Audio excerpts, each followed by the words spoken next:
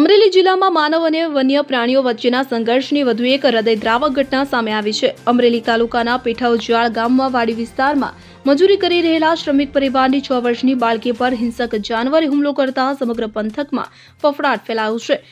પીઠાઉજાળથી ગાવડકા road પર આવેલી મુળુભાઈ વાળાની વાડીમાં ઘટના બની હતી। અહીં મધ્યપ્રદેશથી આવેલા શ્રમિક પરિવારના સભ્યો કપાસ વીણવાનું કામ કરી રહ્યા હતા, જ્યાં માતા પિતા સાથે ખેતરમાં હાજરી પૂરવી અચાનક ઝાડીઓમાંથી ધસી આવેલા હિંસક પ્રાણીએ હુમલો કર્યો હતો। બાળકીના આક્રંદને પગલે આસપાસના લોકો દોડી આવતા વન્ય પ્રાણી નાસી છૂટ્યું હતું। ઘટનાની જાણ થતાં જ પીઠાઉજાળ ગામના સરપંચ ભાવેશભાઈ દેસાઈ ઘટના સ્થળે પહોંચ્યા હતા અને તાત્કાલિક બાળકીને સારવાર અર્થે અમરેલીની સિવિલ હોસ્પિટલ ખાતે ખસેડવાની વ્યવસ્થા કરી હતી।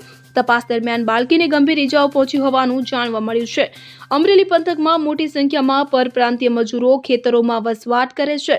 આ ઘટનાને પગલે ખેતમજૂરોમાં ભારે ભય ફેલાઈ રહ્યો છે। સ્થાનિકોની માંગ છે કે વન વિભાગ દ્વારા તાત્કાલિક વિસ્તારમાં પાંજરાઓ ગોઠવવામાં આવે અને આવા હિંસક પ્રાણીને જબ્બે કરી જંગલ વિસ્તારમાં ખસેડવામાં આવે। સમગ્ર ઘટનાની જાણ કરતા અમરેલી વિભાગ ઘટના સ્થળે પહોંચી આ હિંસક પ્રાણી કયું છે તે જાણવા તેમજ તેને પકડી પાડવા તજવીજ હાથ ધરી છે।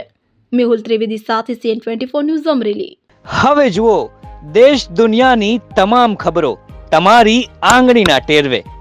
ઉઠાવો મોબાઈલ અને Google Play Store પરથી ડાઉનલોડ કરો અમારી CN24 ન્યૂઝ મોબાઈલ એપ।